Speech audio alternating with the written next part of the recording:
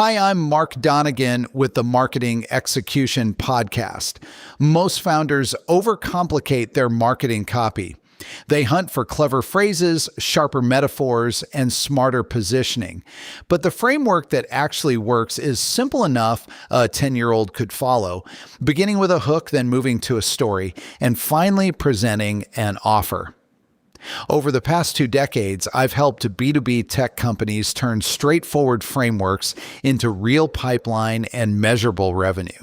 And here's what I've learned. The best copy doesn't feel like copy. It feels like clarity. In this episode, Tim and I break down how to make this simple structure work in the real world. Tune in, listen up. It's marketing time. Bright ideas sparking, blowing your mind. From strategies to big exec dreams. Catch the buzz and join the execution. Marketing convo.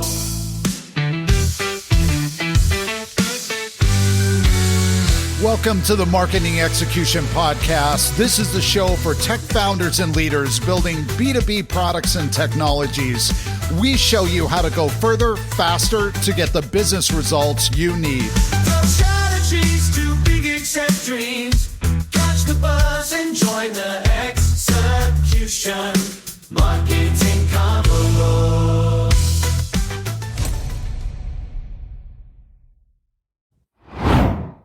Mark, I've been sitting with this idea all week and I can't shake it. You know how we always talk about copywriting like it's this mysterious art form, like you need years of practice to get good at it? Oh yeah, totally. People treat it like some kind of dark magic. Right, but I came across this framework that basically says, what if it's actually just 3 steps? Hook, story, then offer. You know what's funny? I've seen founders spend thousands on copywriting courses, and they come out more confused than when they started. But this hook, story, offer thing, it's deceptively simple, and that's why it works. Okay, so break it down for me. What makes this different from every other framework out there? Actually, most frameworks start with the product, features, benefits, all that stuff. But the hook, story, offer framework flips it completely. You start with what I call an unexpected story hook. It's literally one sentence designed to make someone's brain go, wait, what? Like a pattern interrupt? Yes, you get it. So imagine you're scrolling through your feed, right? Everything looks the same. Then you see something like, my diet support group meets at Pizza Hut. That's actually brilliant. I definitely stopped scrolling. And that's the whole point. You've opened a loop in the reader's brain. They have to know what comes next. It's like, when someone starts telling you a story and then says, oh, never mind. The worst. You can't just leave me hanging like that. Right. Same principle here. The unexpected hook creates this cognitive itch that only the story can scratch. And here's the hidden secret that most people miss. The hook doesn't have to be clever. It just has to flip an expectation. So you're saying it's about subverting what people think they know. Bingo. I once heard of a company that was selling productivity software. Super boring, right? But their hook was, I get more done by working less. Sounds contradictory, makes you curious, opens the loop. Okay, so we've got the hook. What about the story part? The story isn't just any story. It follows a specific rhythm. And I mean literally a rhythm. 1 sentence, then 3 sentences, then 1 sentence. It creates this natural flow that keeps people reading. Like a musical pattern? Kind of. Think of it like breathing.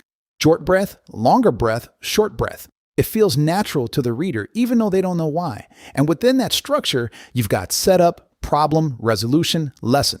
Classic storytelling stuff, but compressed into like 75 words. That's tiny though. Can you really tell a compelling story in 75 words? Here's what founders get wrong. They think more words equals more persuasion, but attention is scarce. I was just talking about this on the Marketing Execution Podcast last week, actually. The best copy respects people's time. Every word has to earn its place. So it's like ruthless editing? Ruthless is the right word. You write it out, then you cut half of it, then you cut half again. What's left is pure signal, no noise. And then the offer comes in. Yeah, but here's the thing that makes this framework so elegant. The offer isn't a hard sell. It flows naturally from the story. You've just taken someone on this emotional journey, right? You've shown them the problem, the struggle, the breakthrough, and then you basically say, hey, want help getting the same result? It's like you've already done the selling through the story. Exactly. The story is the pitch. The offer is just the next logical step. There was this one founder who told me she tripled her conversion rate just by reordering her landing page. She moved the story before the features list. Same product, same price, completely different results. That's wild. So the psychology is doing the heavy lifting. Always. Because you know what? People don't just buy products. They buy transformations. They buy the version of themselves on the other side. The story shows them that transformation is possible. The offer gives them the vehicle to get there. You know what I love about this? It's not about being a great writer. It's It's about following a structure. And that's why it works for founders who hate writing.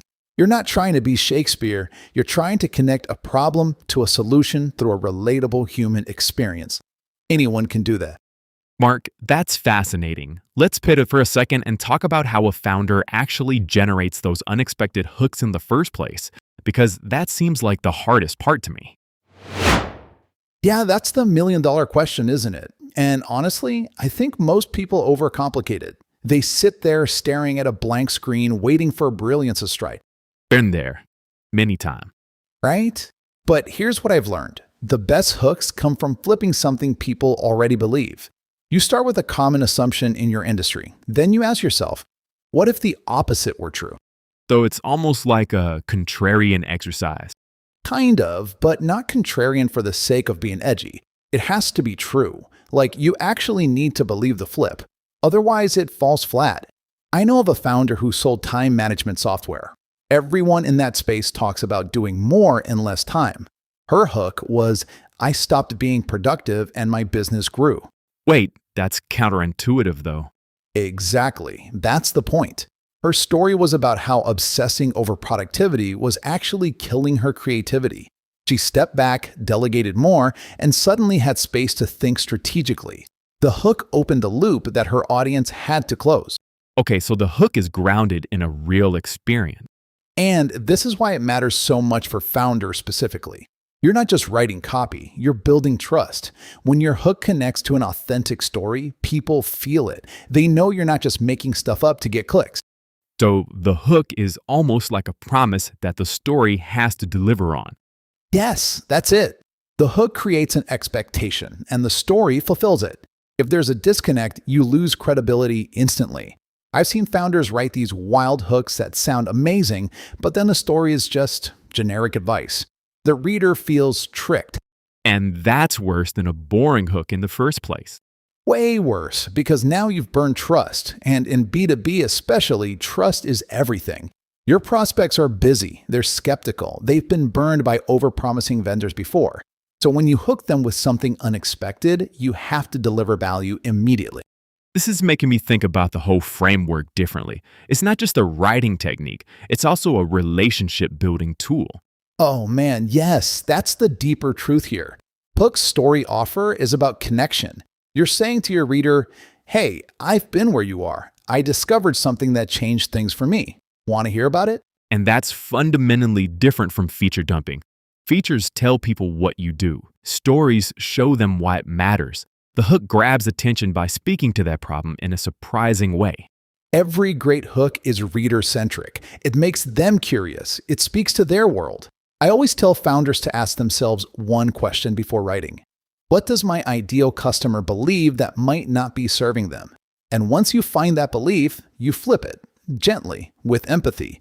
Not in a gotcha way, but in a what if there's another path kind of way.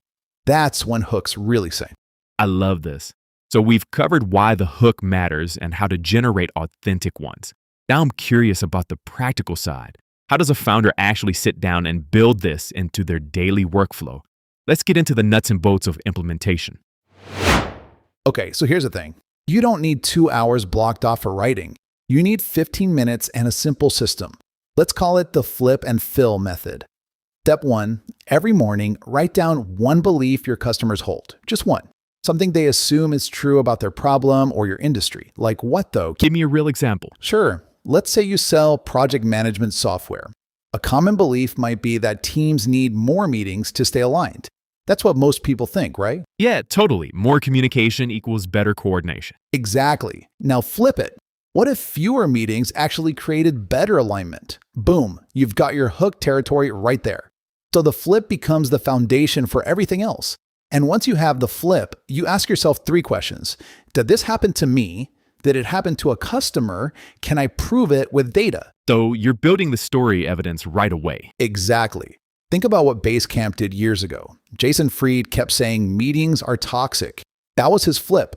And then he filled it with story after story about how his team shipped faster with fewer interruptions. And that became their whole brand identity, their entire positioning. One flip repeated consistently, backed by real experiences. That's the formula. Okay, so we've got the flip and feel for hooks. What about the story part? How do founders structure that quickly? Great question.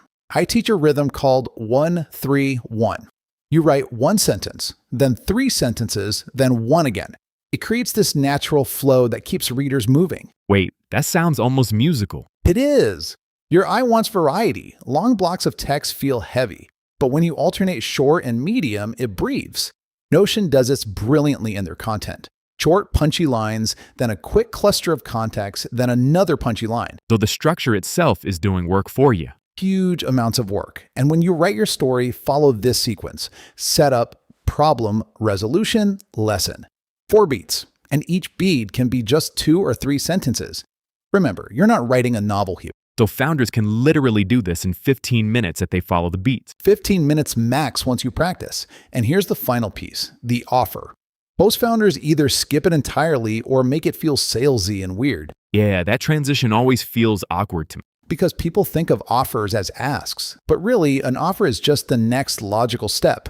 If your story taught someone something valuable, the offer says, hey, want to go deeper?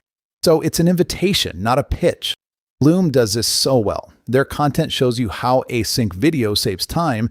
The offer is simply try it yourself for free. No pressure. Just a natural extension of the value they already gave. So this is really clicking for me now. The whole framework is about flow. Hook opens curiosity, story delivers value, offer extends the relationship. That's the whole game, Tim. And when you do it consistently, something magical happens. You build an audience that trusts you before they ever talk to sales. Okay, Mark, we've covered so much ground today. Can you bring it all together for us? What are the key things our listeners should walk away with? All right, copywriting doesn't have to be complicated. The hook story offer framework gives you a repeatable system that anyone can use. Your hook flips a common belief to create curiosity. It opens a loop in your reader's brain that they need to close. Then your story delivers on that promise using the 1-3-1 rhythm. Setup, problem, resolution, lesson. 4 beats in about 75 words. And finally, your offer flows naturally as an invitation to go deeper. The key insight is that this isn't about clever writing. It's about connection. You're showing your reader that you understand their world. Companies like Basecamp, Notion, Calendly, and Loom built their brands this way. Consistent storytelling that builds trust before the sales conversation ever happens. Mark, after everything we've discussed today, what's the one thing you really hope founders don't forget? Your customers don't care about features. They care about becoming a better version of themselves. When you lead with that story, everything else falls into place.